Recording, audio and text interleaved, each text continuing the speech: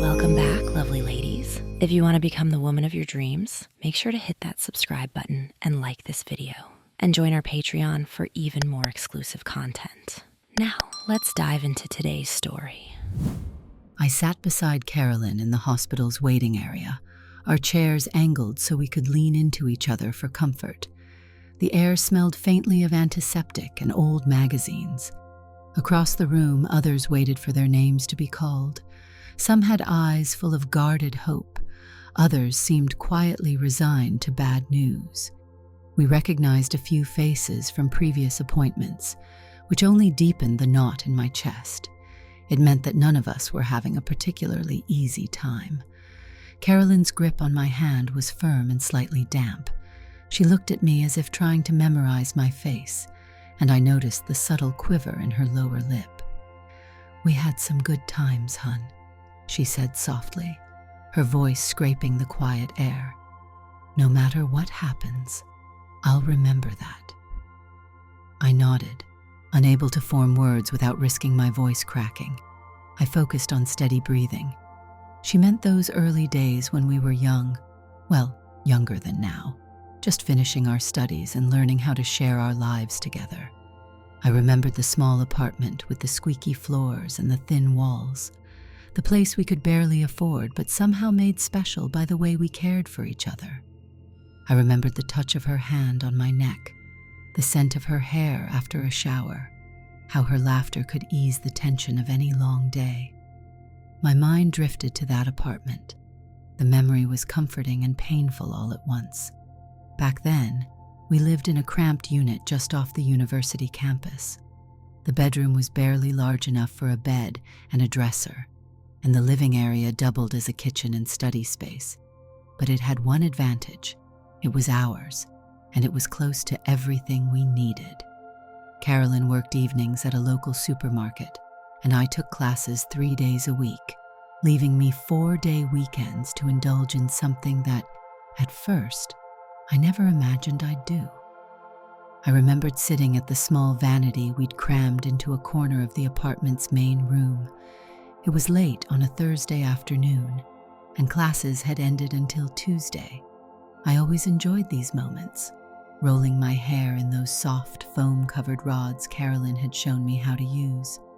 She teased me about it at first, playfully threatening dire consequences if I dared cut it short. She loved my hair long, and in those days it fell just below my shoulder blades. We had a ritual.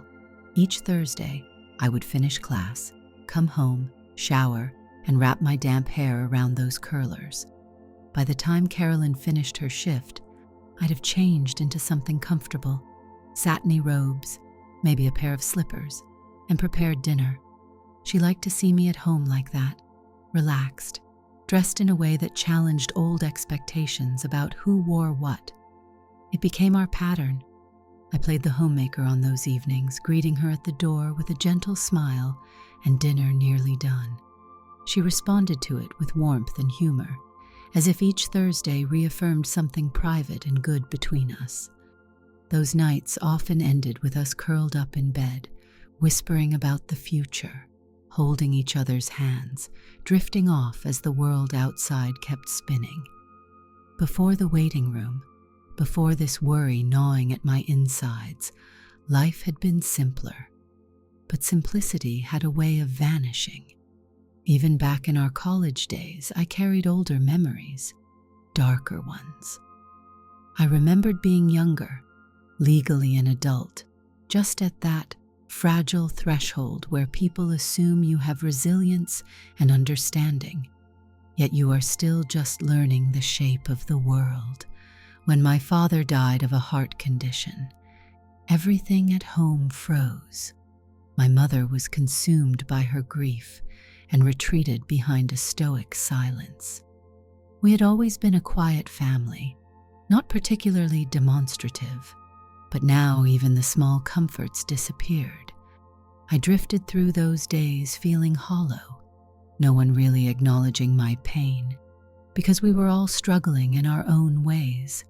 My father's passing led my mother to seek comfort in the church. She had never been particularly devout, but with my father gone, she needed something to give her life structure. She trusted Father Mulligan, the priest who had presided over some community events we'd attended, as someone who might help me move forward. She arranged for me, an adult now, though barely out of my teens, to meet him regularly. She thought I needed guidance, someone to talk to. What I found in that man's office was not comfort. I found confusion and fear. The priest seemed kind at first, asking how I felt, talking about faith and purpose. But there was something beneath his gaze, a strange intensity whenever he noticed my hair or my uneasy posture. Over the weeks, his encouragement to trust him, to confide in him, grew more personal and more pressing. He would comment on my looks, my posture, ask me to stand in certain ways, or put on different garments he said belonged to the church choir, long cassocks, surplices.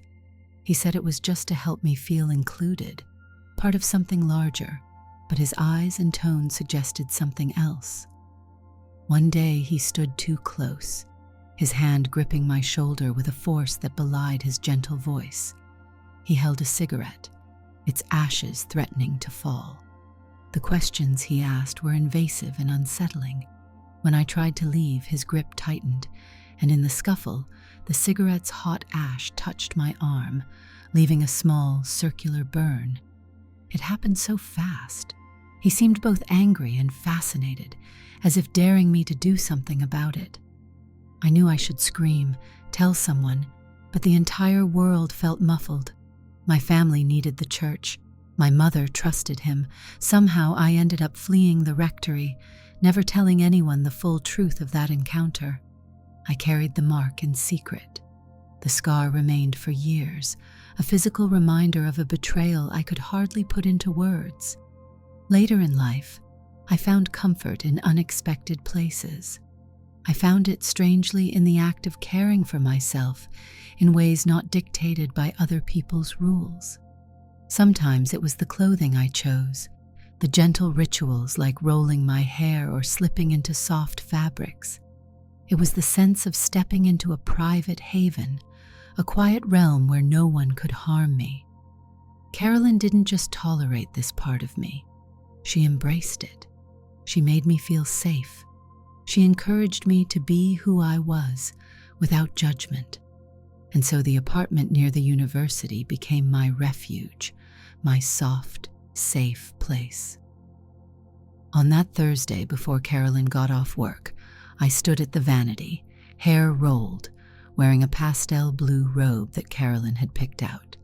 My arm, long since healed, still gave me trouble sometimes.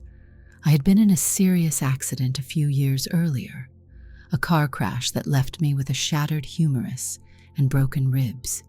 It taught me about pain, vulnerability, and how close we come to leaving this world behind. In that aftermath, Carolyn had been my anchor, helping me through surgeries and rehab sessions. It was during that difficult recovery I realized just how much I wanted to live, to experience warmth and kindness. It reminded me of those earlier experiences too, the ones I never fully unpacked. Life has a way of blending pains and comforts into a single tapestry. In the apartment, I prepped a simple dinner while waiting for Carolyn. The floor was cold, so I wore plush slippers that looked a bit ridiculous but felt glorious on my feet. I chopped vegetables, sautéed chicken, and sipped a small glass of wine. I was lost in thought when Carolyn came home.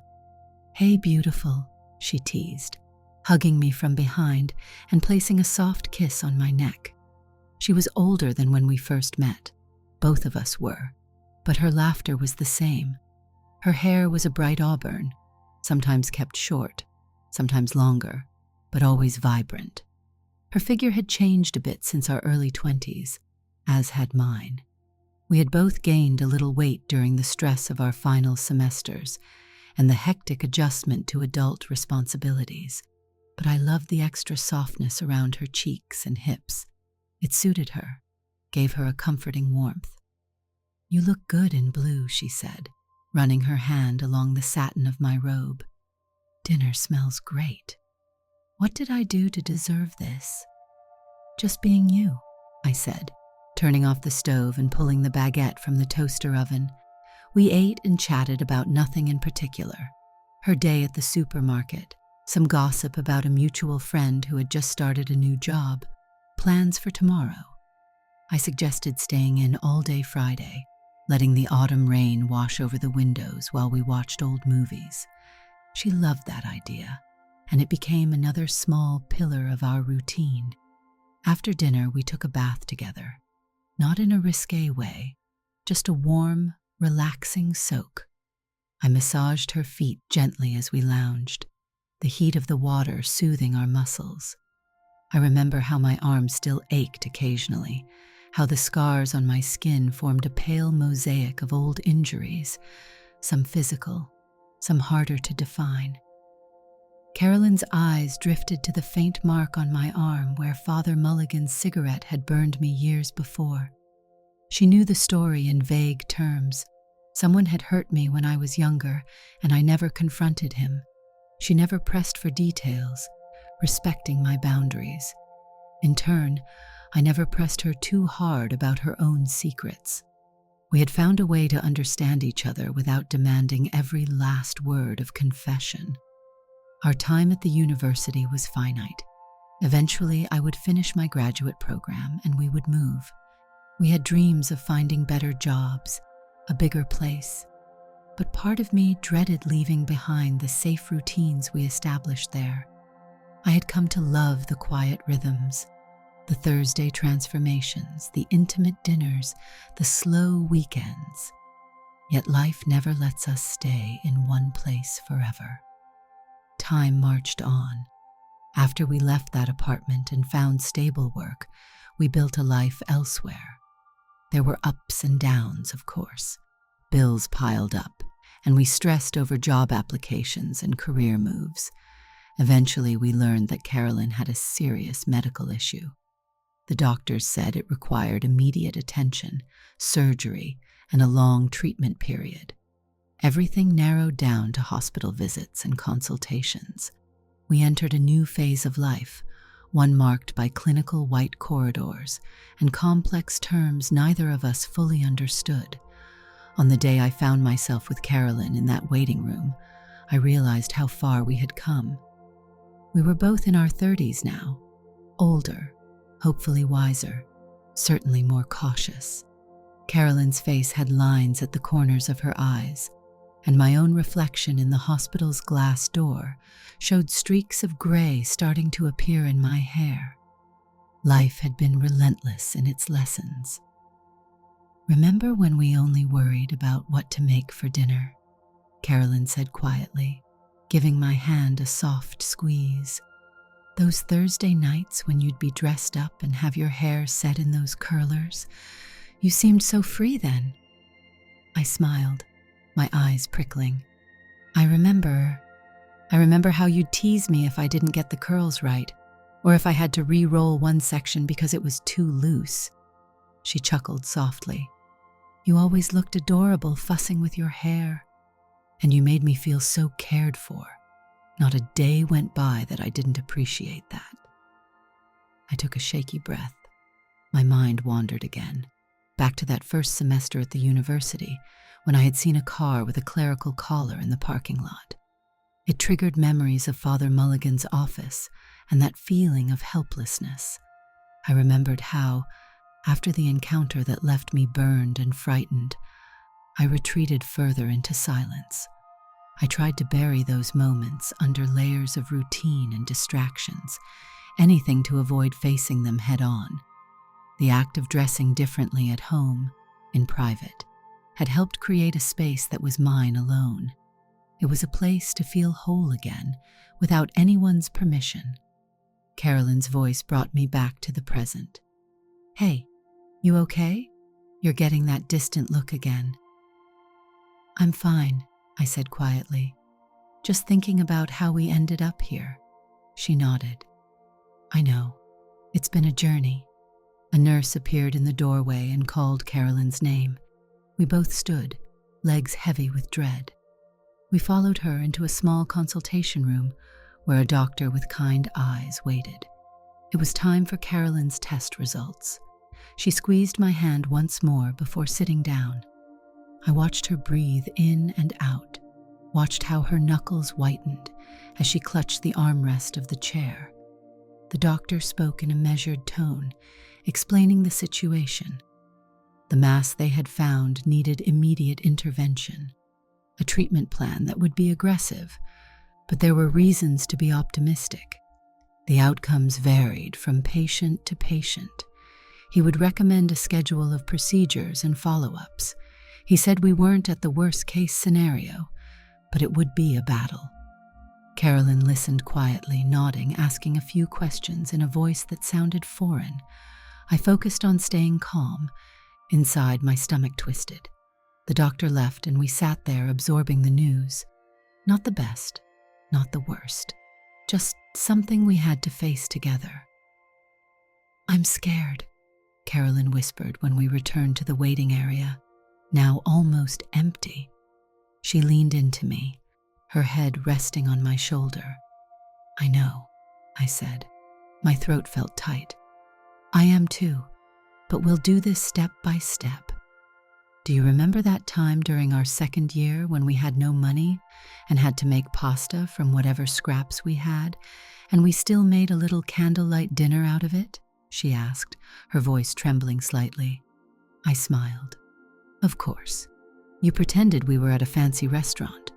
She closed her eyes. If we could make something good out of that, we can handle this, right? We can, I agreed, though I wasn't entirely sure who I was trying to reassure, her or myself. Over the following weeks, the hospital and clinic visits became routine. I took time off work to drive her to appointments. I watched as she settled into a pattern of good and bad days. On good days, she joked with the nurses and complimented their scrubs. On bad days, she grew quiet, staring out the window, lost in worries I couldn't banish. I tried to reintroduce some of the old comforts. On days when we had a moment of calm at home, I'd set my hair, slip into a robe, and cook something familiar.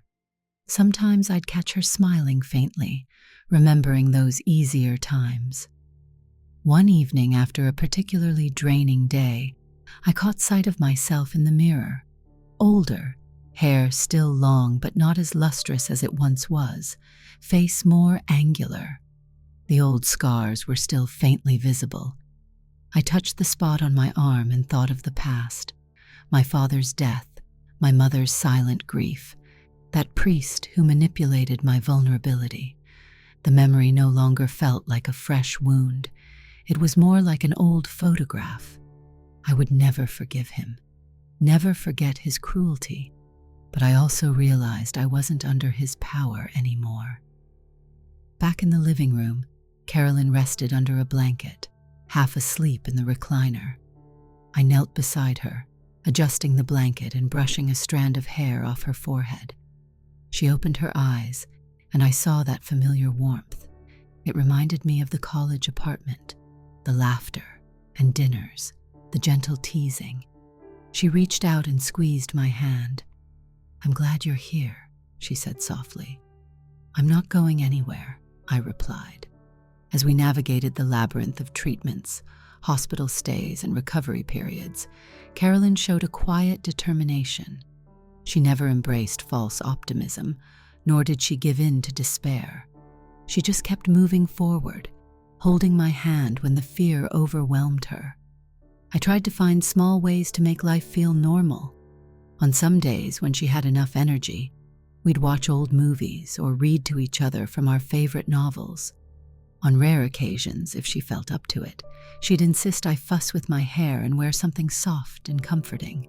She said it reminded her of the home we built out of nothing but love and trust. Soon, results started coming back with mixed signs. The doctors saw progress, then setbacks. Months passed in a blur of waiting rooms and whispered conversations. Friends called and visited, bringing casseroles and flowers. My mother sent a card, apologizing for not visiting more often. My sister, once distant, wrote a long letter expressing regret over how we drifted apart after our father's death. Maybe hardship cracks open old silences and forces honesty out of hiding. In those quiet nights at home, I sometimes thought about the various safe places I had created for myself over the years. It started in my late teens after my father's funeral, when I tried on clothes that weren't supposed to be mine, just to feel something calming around me. Later, in that college apartment, the ritual of setting my hair and dressing as I wished offered refuge from painful memories. Eventually, Carolyn became that safe place too, a living, breathing person who accepted every part of me. She turned our tiny apartment into a world where I could exist fully. Now, confronted with this uncertain future, I realized that safety wasn't just a matter of hiding or dressing differently. It was the fragile bond between us that made the difference. When the world felt cruel, we had each other. One afternoon, after another long hospital visit, we emerged from the main building into an overcast day. The air smelled of damp leaves. Carolyn walked slowly, her body tired from treatments. I supported her, wrapping an arm around her waist. She looked into my eyes and said, "They think we can do another round next month. It might help." I nodded. "We'll be here, every step," she sighed. "I never thought we'd be fighting this kind of battle. I always imagined we'd get older, move to a quiet town, maybe open a little shop or something." I smiled at the thought. "You could still do that, you know. Sell handmade scarves or bake bread, charm everyone with that smile of yours." She laughed softly. "I think I've lost a bit of that charm these days." "Not to me," I said, kissing her cheek. "Never to me." Weeks turned into months. The treatments were painful, the uncertainty worse. But gradually, small victories appeared. A test result slightly better than expected.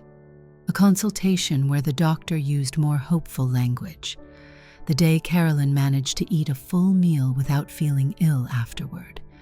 Eventually, we found ourselves in another waiting room, much like the first. Carolyn's hand in mine, her gaze distant, yet focused. We waited for final results of the latest series of scans. The clock on the wall ticked loudly in the silence.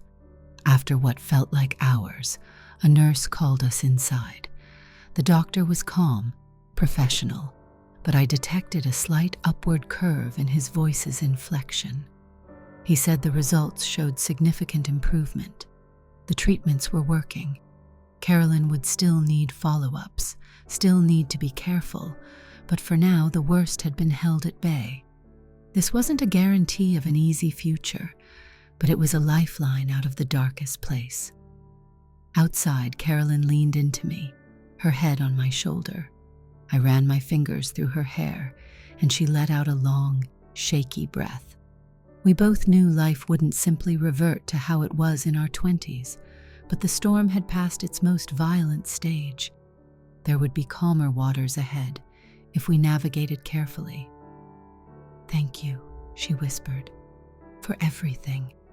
I shook my head. We got through it together. In the following weeks, her strength returned little by little. She sat outside in the yard, enjoying the warmth of the sun. I found myself starting small projects around the house. One evening, on a whim, I set my hair in rollers again. It had been a long time since I bothered. The feel of them tugging slightly at my scalp brought back memories. When I walked into the living room, Carolyn looked up and smiled widely. "Well, look at you," she said, her voice warm with affection. "I haven't seen that look in ages." I shrugged, feeling uncharacteristically shy. Felt like old times. She patted the space beside her on the couch. I sat down and she rested her head on my shoulder. Outside, the rain began to fall softly. We didn't have classes to worry about or the old apartment with its cold floors. We had newer responsibilities, scars that would never fully fade, and a deeper understanding of the uncertainties we lived through. But we were still here side by side. Eventually, we returned for a follow-up appointment. The atmosphere in the hospital felt different now, less suffocating, more like a place we passed through rather than inhabited. The tests were stable, no immediate relapse. The doctor was cautiously optimistic, reminding us that vigilance was necessary. Back home, Carolyn curled up in bed, and I brought her a cup of herbal tea. She took a sip and closed her eyes. I realized that I didn't feel that old crushing fear anymore. There was worry, of course, worry that life could turn again at any time, but also a steady belief that we could face it. We had before. I remembered my younger self, fumbling in confusion, hiding old hurts in silence. I remembered the cloying smell of that priest's office, the humiliation and pain I carried alone for so long. I thought of how dressing in that old apartment gave me room to breathe, how Carolyn's acceptance of those habits had brought a sense of comfort I'd never known. I saw now that what mattered was that we kept moving forward and standing by each other, no matter what ghosts hovered in the background. It wasn't about erasing the past, my father's death, my mother's distant grieving, the cruelty of a man who should have been a guide, or the physical scars from the accident. Those were parts of the tapestry that made up who I was. Likewise, Carolyn's struggles, her health battles, and the uncertain times we endured were threads in her story. Together, we formed something stronger, if imperfect. On the porch, late one afternoon, Carolyn and I watched the sunset. The sky was awash with oranges and reds, the clouds drifting lazily. She took my hand and pressed it lightly. "I never thought we'd come this far," she said, voice trembling slightly with emotion. "When I first got those test results, I thought..." She paused and swallowed hard. "I thought maybe I wouldn't be here with you, looking at this sky." I pulled her close. I feared that too, every day. She turned to look at me, and in her eyes, I saw that same loving spark I had glimpsed years ago in that tiny apartment. "We're still here, though," she said simply. I smiled, blinking away the moisture gathering in my eyes. "Yes, we are. We still have time. We still have each other." That night, as we settled into bed, Carolyn nestled against me. I listened to her breathing, felt the reassuring weight of her body beside mine. This was what I had fought for, this quiet, precious moment. It was as if all the pain and fear were background noise now, not gone, but no longer overwhelming. We were older, changed in ways we couldn't have imagined, but we had found a way through. In the morning, we would make breakfast, perhaps scrambled eggs and toast, and then discuss what to do with the new day. Maybe we'd talk about those early years again, recalling how we managed to find happiness in the smallest of details. Maybe I'd curl my hair once more, just because. Maybe we'd laugh about how much we once worried over things that now seem trivial. Maybe we'd talk about moving somewhere quieter, closer to nature, where we could plant a garden. I touched the faint mark on my arm, remembering how once I thought I'd never escape the memories that hovered there. But I had. Carolyn had offered her support, quietly allowing me to be myself. And in turn, I had tried to be strong for her, holding her hand through procedures and waiting rooms. Life wasn't perfect, far from it, but we were still standing. Years later, looking back on this chapter of our lives, what would we remember?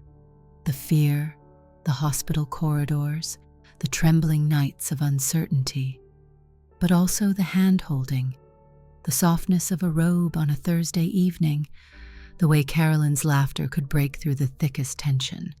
We would remember that in the end, we left that waiting room together, not alone.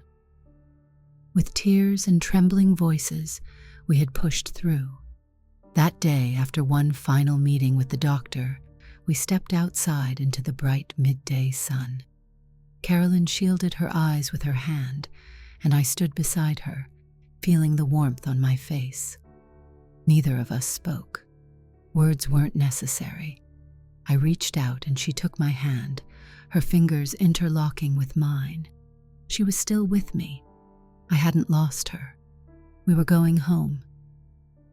Did you like the story? Hit that like button and tell me what you thought in the comments. Do you want to hear more stories? Subscribe and hit the bell. For exclusive content and early access, check out our Patreon. You can find the link in the description, or you can watch any of the videos shown on my right. Thank you for watching and see you in the next video.